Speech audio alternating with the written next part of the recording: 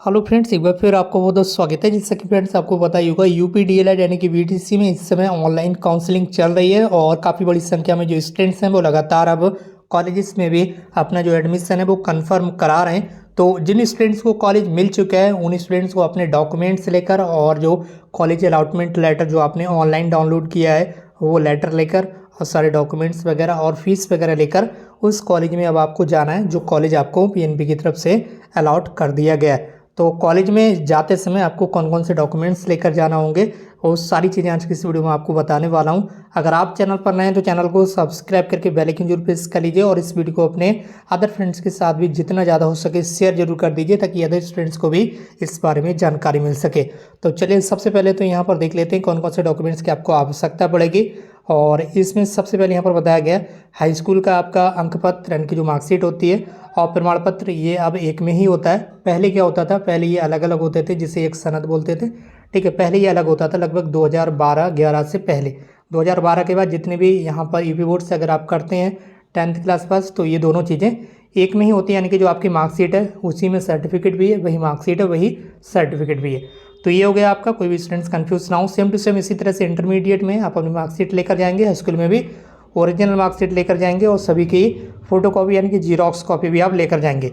इसके बाद अगला डॉक्यूमेंट्स है स्नातक यानी कि ग्रेजुएशन में आपने जो कुछ भी किया है, बीए, बीएससी, बीकॉम वगैरह। ठीक है, अगर आपकी मार्कशीट तीनों अलग अलग हैं तो तीनों मार्कशीट लेकर जाएंगे। अगर आपका जो रिजल्ट है यानी कि जो मार्कशीट है तीनों साल का, अगर रिजल्ट एक ही मार्कशीट पर दिया हुआ है तो एक ही मार्कशीट आप लेकर जाएंगे। ठीक है, पहले अलग अलग मार्कशीट मिलती थी इसलिए यहाँ पर ये तीनों वर्षों का अलग अलग यहाँ पर लिखा हुआ है, तो वो मार्कशीट आप लेकर जाएंगे। बहुत सारे स्टूडेंट्स के मन में ये कन्फ्यूजन रहती है कि ओरिजिनल मार्कशीट अभी हमारी नहीं है मिली है। अगर आपने इसी साल 2023 में ग्रेजुएशन कंप्लीट किया तो अगर आपको ओरिजिनल मार्कशीट नहीं मिली है तो कोई प्रॉब्लम नहीं, इंटरनेट वाली मार्कशीट लेकर आप जा सकते हैं। बस उसे कॉलेज से या अटेस्ट करा लीजिए यानी कि कॉलेज के प्रिंसिपल से उस पर मुहर लगवा लीजिए कॉलेज की, कोई प्रॉब्लम नहीं होने वाली। आप इंटरनेट की मार्कशीट भी ले जा सकते हैं ग्रेजुएशन की। इसके अलावा स्नातक का प्रमाण पत्र वो यही होगा, इसी में आपका आ जाएगा। ठीक है, डिग्री वगैरह की ज़रूरत नहीं पड़ती है, मार्कशीट और प्रमाण पत्र दोनों एक में ही रहते हैं। अगर आपका अलग अलग है तो आप अलग अलग लेकर जा सकते हैं, कोई प्रॉब्लम नहीं है। बाकी ज़्यादातर यूनिवर्सिटी में एक में ही रहता है, जिस तरह से हाई स्कूल इंटर में अब रहता है प्रमाण पत्र और मार्कशीट एक में ही, यानी कि अंक पत्र प्रमाण पत्र एक में ही होता है, तो वो आपको लेकर जाना है। ठीक है, और उसके बाद निवास प्रमाण पत्र ये कंपलसरी है, बिना इसके आपको एडमिशन मिलेगा नहीं, क्योंकि यूपी के बाहर के स्टूडेंट्स को यहाँ पर यूपी में डीएलएड में एडमिशन नहीं मिलता है, इसलिए निवास प्रमाण पत्र वेरी वेरी इंपॉर्टेंट है, ये कंपलसरी है। ये आपको तुरंत दिखाना होगा एडमिशन के समय, तभी आपका एडमिशन कन्फर्म होगा। क्योंकि नॉन रेजिडेंट ऑफ यूपी के जो स्टूडेंट्स हैं उन्हें एडमिशन नहीं मिलेगा। यूपी का निवास प्रमाण पत्र आपके पास होना चाहिए तभी आपको एडमिशन मिलेगा। अगर आप रिजर्व कैटेगरी से बिलोंग करते हैं, आरक्षित वर्ग से बिलोंग करते हैं जैसे कि ईडब्ल्यूएस, ओबीसी, एससी, एसटी, तो आपको अपना जाति प्रमाण पत्र भी लेकर जाना है।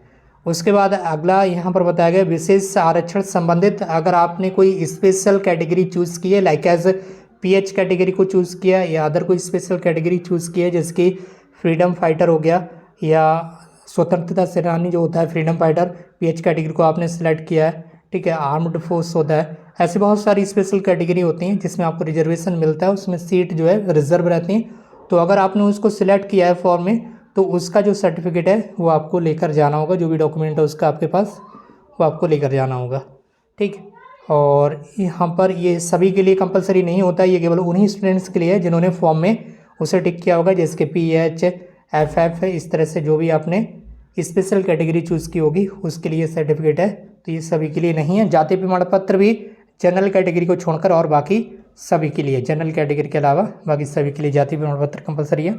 उसके बाद पहचान पत्र की छायाप्रति जो ई आवेदन पत्र में अंकित है, ई आवेदन का मतलब है जो आपने डीएलएड को ऑनलाइन एडमिशन फॉर्म फिल किया था, रजिस्ट्रेशन फॉर्म फिल किया था, उसमें आपने एक आईडी सिलेक्ट की थी। वो आईडी आपकी बैंक पासबुक हो सकती है, पैन कार्ड हो सकता है, वोटर आईडी हो सकती है, ड्राइविंग लाइसेंस हो सकता है। ये जो आईडी आपने सेलेक्ट की थी इनमें से कोई एक आईडी वो भी आपको लेकर जाना है।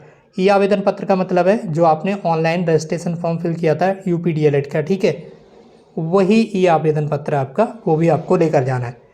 इसके बाद यहाँ पर बताया गया कि ऑनलाइन शुल्क जो आपने 5,000 रुपये जमा किए थे काउंसलिंग कराने से पहले, यानी कि कॉलेज सेलेक्ट करने से पहले 5,000 रुपये जमा किए थे, उसकी फीस रसीद, और जो कॉलेज अलॉटमेंट लेटर आपने डाउनलोड किया है जिस पर 5,000 रुपये का आपकी डिटेल्स लिखी हुई रहेगी, वो कॉलेज अलॉटमेंट लेटर और कॉलेज सेलेक्ट करने से पहले जो 5,000 जमा किए थे उसकी फीस स्लिप, ये दोनों आपको लेकर जाना होंगे। College allotment letter very very important है, अगर आपने काउंसलिंग कराई है तब।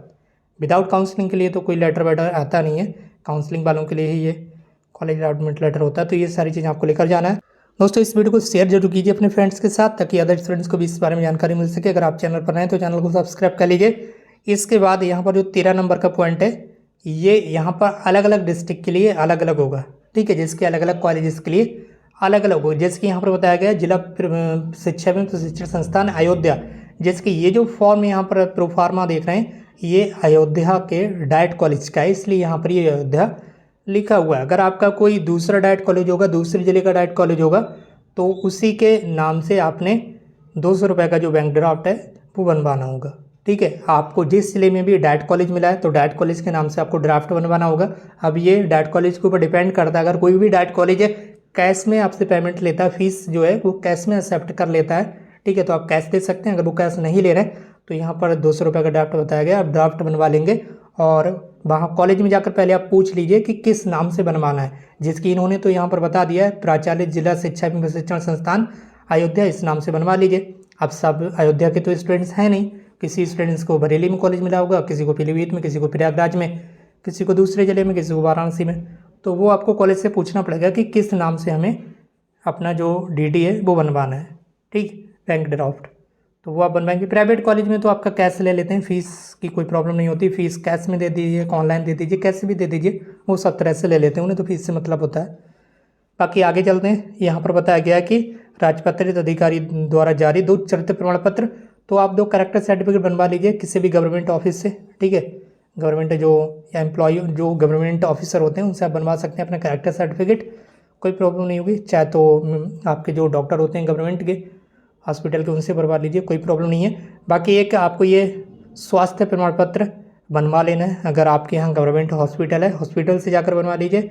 अगर आप डिस्ट्रिक्ट में रहते हैं, ज़िले में रहते हैं, तो डिस्ट्रिक्ट हॉस्पिटल से जाकर बनवा लीजिए। बता दीजिए कि डीएलएड एडमिशन के लिए हमें एक मेडिकल सर्टिफिकेट चाहिए, यानी कि स्वास्थ्य प्रमाण पत्र चाहिए, हेल्थ सर्टिफिकेट, ठीक है, हेल्थ सर्टिफिकेट बता देना। डीएलएड एडमिशन में जो हेल्थ सर्टिफिकेट लगता है तो वो बना देंगे, ठीक, कोई प्रॉब्लम नहीं होगी। और कई सारे स्टूडेंट्स कमेंट मारते रहते हैं कि इसका प्रोफार्मा बता दिया। अरे इसका प्रोफार्मा आपको थोड़ी बताना है, उनके पास पूरी लिस्ट है, पूरा मतलब कॉपी रखी हुई रहती है, उसमें से फाड़ फाड़ कर वो आपको बना कर देते रहते हैं। कोई प्रोफार्मा नहीं होता है, इसका सारा सेम टू सेम सभी के लिए एक जैसा होता है।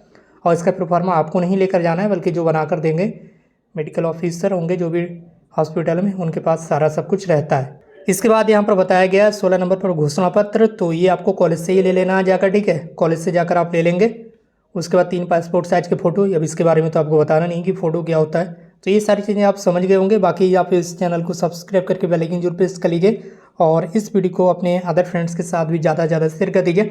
डाइट कॉलेज में जब आप जाएंगे तो ये सारे सर्टिफिकेट आपसे मांगे जाएंगे, और अगर आपके पास कोई सर्टिफिकेट नहीं होगा तो आपको प्रॉब्लम हो सकती है डाइट कॉलेज में। लेकिन प्राइवेट कॉलेज में अगर आपके पास कोई भी इनमें से 1 या 2 सर्टिफिकेट नहीं है तो आप उसे 2 दिन, 4 दिन, 5 दिन, 8 दिन बाद भी जमा कर सकते हैं। प्राइवेट कॉलेज में ऐसी कोई प्रॉब्लम नहीं होती, लेकिन डाइट कॉलेज में प्रॉब्लम हो सकती है। इसलिए डाइट कॉलेज जितने भी स्टूडेंट्स को अलाउड हो चुका है या अलाउड होने वाला है, तो वो सभी स्टूडेंट्स इन सर्टिफिकेट को पहले से ही बनवा कर अपने पास रख लें, ताकि इस समय पर अपनी काउंसलिंग हो सके। और 15 अक्टूबर से पहले आपने 5,000 रुपये की जो फीस है, जिससे कॉलेज अलॉटमेंट लेटर डाउनलोड होता है, वो 5,000 रुपये की फीस जमा करके 15 अक्टूबर से पहले आप कॉलेज में जाकर अपना जो सीट है उसे कंफर्म करा लें। आज की इस वीडियो में बस इतना ही। अगर आपको कोई क्वेश्चन है तो नीचे कमेंट बॉक्स में टाइप कर सकते हैं। मिलते भी एक नई वीडियो में एक नई इन्फॉर्मेशन के साथ। Thank you so much for watching this.